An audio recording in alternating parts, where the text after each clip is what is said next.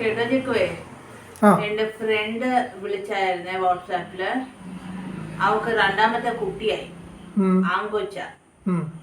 അപ്പം എന്താ പേരിടണ്ടേന്ന് കൺഫ്യൂഷൻ.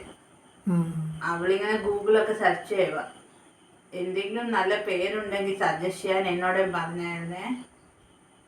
എന്തെങ്കിലും പേരുണ്ടോ നല്ല ആൺകുട്ടികൾക്കിടാനുള്ള നല്ല പേര്?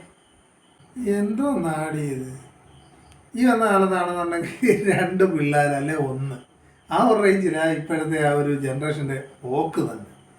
ഈ രണ്ട് പേരിടാൻ തന്നെ അവർക്ക് ബുദ്ധിമുട്ടാണ്.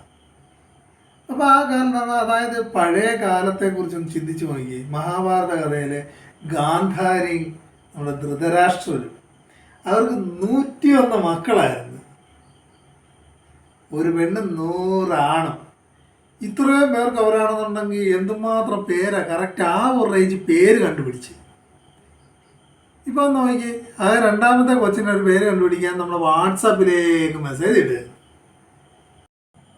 ശരിയാ നീ പറഞ്ഞത്. അവരെ സമ്മതിക്കണം അല്ലേ?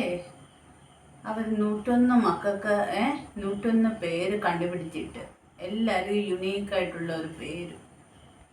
അന്ന് ഗൂഗിൾ സെർച്ചും ഇല്ല, നെറ്റും ഇല്ല, ഫോണും ഇല്ല, ഒന്നുമില്ല. എന്നിട്ടും അവർ കണ്ടുപിടിച്ചു.